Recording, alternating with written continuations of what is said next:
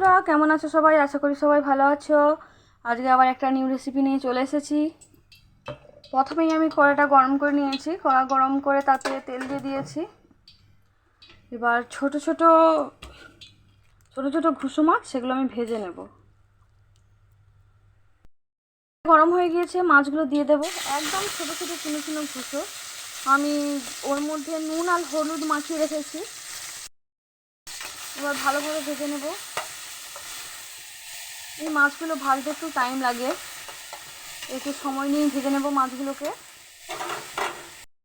দেখো সুন্দরভাবে ভাজা হয়ে গিয়েছে।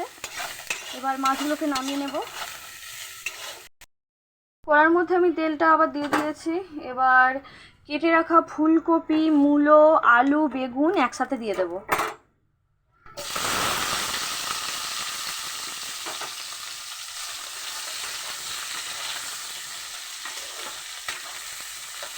সবজিগুলোকে একটু ভালোভাবে ভেজে নেব।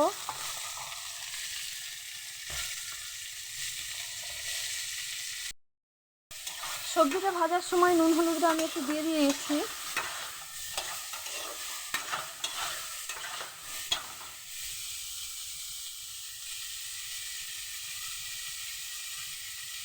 এবার টমেটো কুচিগুলো দিয়ে দেব।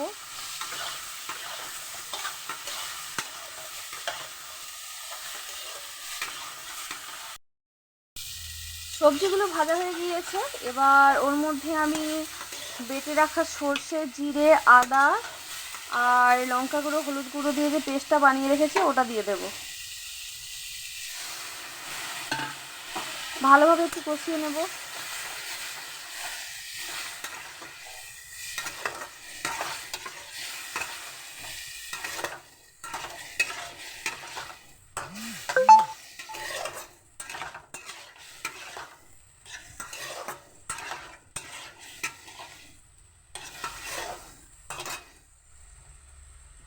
ভেজে রাখা নোনা মাছগুলো দিয়ে দেবো।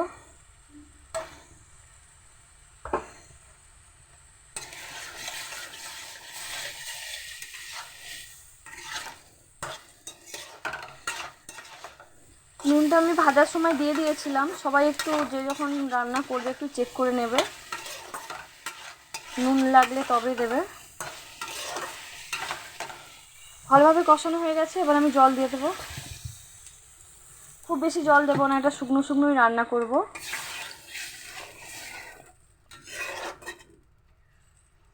ফুটে উঠলে ঢাকনাটা দিয়ে ঢেকে দেবো। গ্যাসের ফ্লেমটা একটু কমিয়ে দেবো।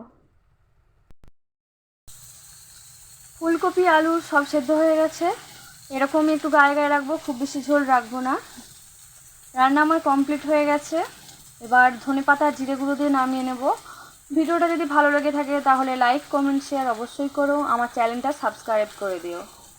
ভিডিওটা দেখার জন্য ধন্যবাদ।